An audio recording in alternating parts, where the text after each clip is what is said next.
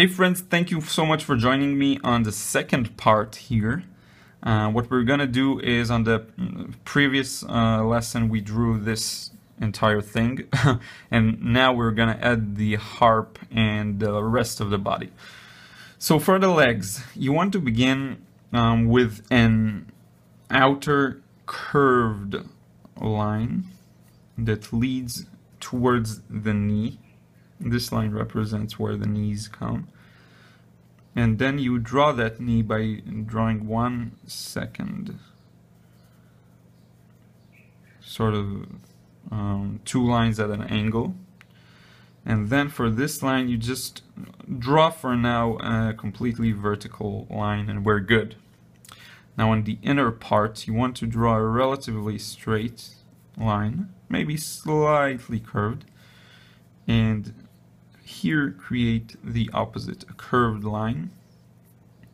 And you can also send it downwards like this, because we're gonna add the boots and this part is not gonna be even visible. Here on the other leg you begin with keep a space and go with a diagonal line like this. Indicate the knee. Now the thing is, what's gonna make it look really good is the location, the placing of everything. You need to be a bit accurate here, because as hard as hands are to draw, it's even easier, let's say, to mess up with legs. So really pay attention. And I think this is all we need here because we're gonna draw the boots. So first draw this kind of an open circle representing the area where the boots begin. Were they called boots in the video games? I'm not sure. Trying to remember. I think that they may had a different name. Anyway, draw the outer part here. This was the inner, and here is the outer. And this way you convey that they have this thickness, you see here. And use 2 curved lines on the outer edges and connect them using yet another curved line. Great. Now for the lower part here we have this sort of a part that spills out. So we begin with a vertical line that spills out. And then we have another one vertical and it spills out. And here we have the shoe itself, the lowermost part of the shoe.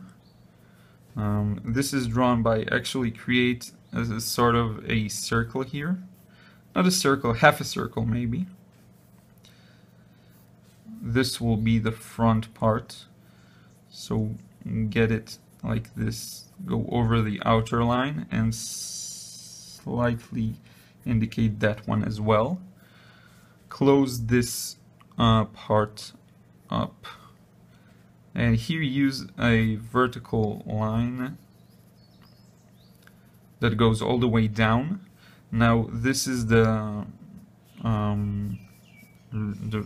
lowest part of the shoe, so what you want to do is create another curve here that connects and add another layer on the bottom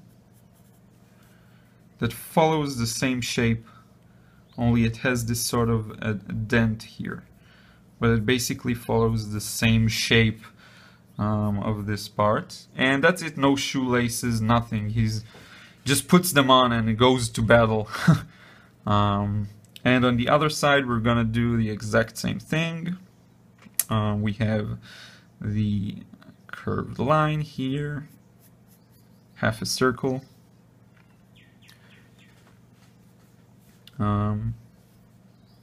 like this, And I'm drawing fairly quickly because I want to get it all in real time. And you guys let me know if you prefer real time or you don't, because some people like it, some don't. There we go. Now here we have that line that sort of bulges out, just like this, and again. And the shoe itself goes like this. His shoes are huge in comparison to his size, I just noticed. They always exaggerate these kinds of features in manga and in video games, you know. And he's sort of a manga, Zelda.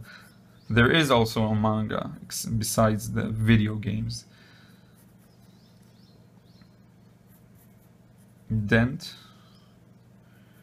And continue.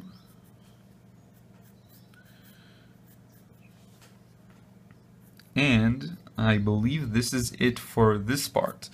Now let's start working on the harp. So the shape of the harp is, it's a circle.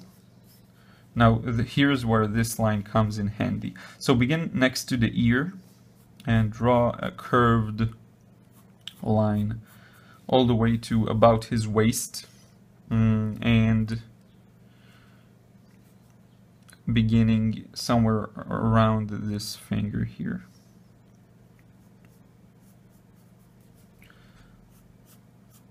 We're gonna draw the entire shape of the harp and only then add some more details.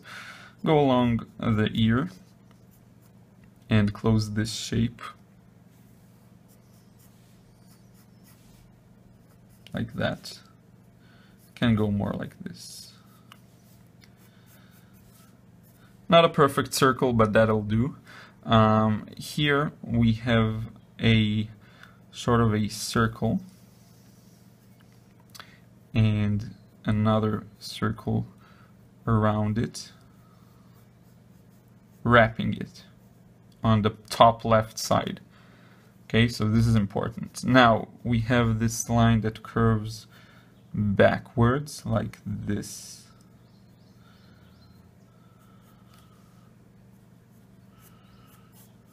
And you know, you see I modify things the more I go into it, because sometimes you do need to change some lines up. And on the other side, the same thing happens with the curve here. Let me get that pencil one. Yeah, the same thing happens.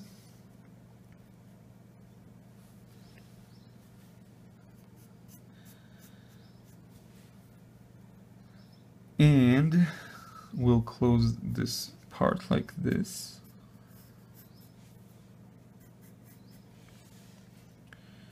Okay, now we can add some more.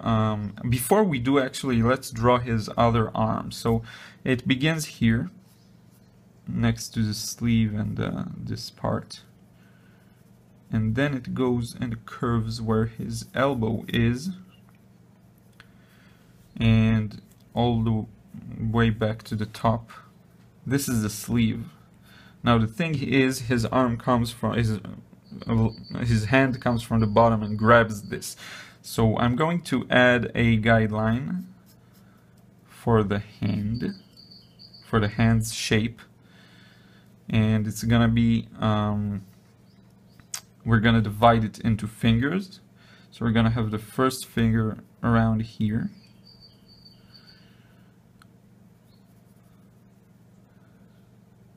the second one around here.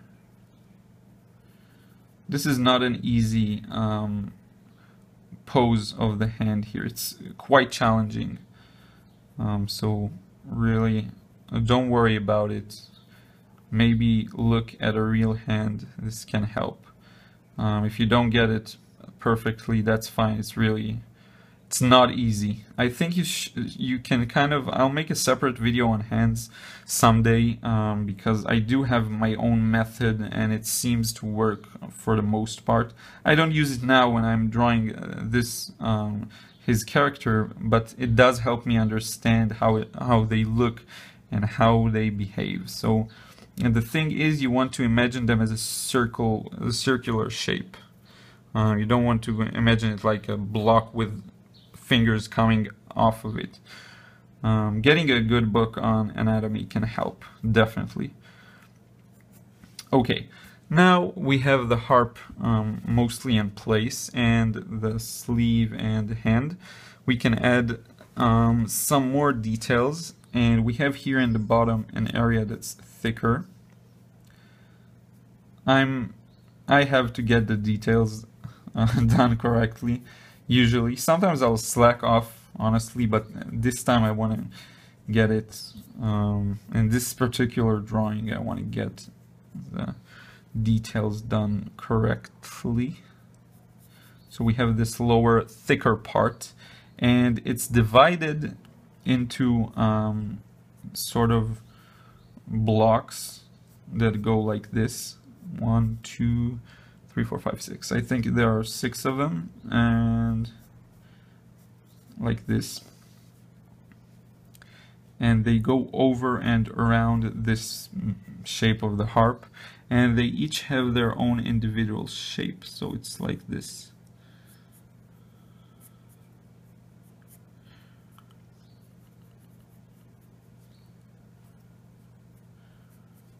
And this part here is also divided into small rings that surround it.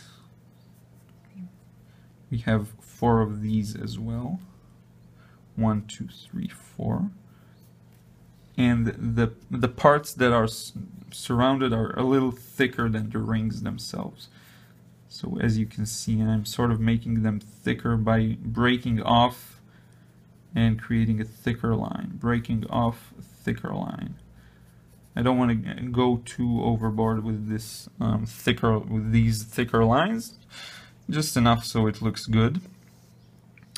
Again, on the other side, we also have that happen here and here. Believe it or not, we're almost done. We're at the final stretch here.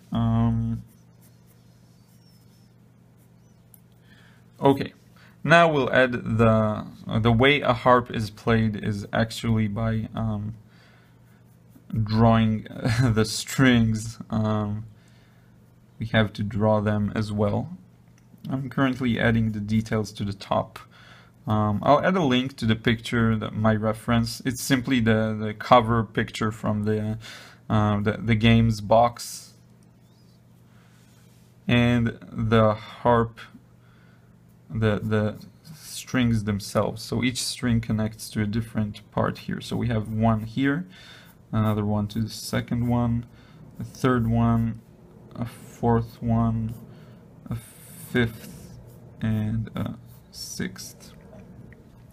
And we're going to get them to look good in the next and last part of this specific series of Link.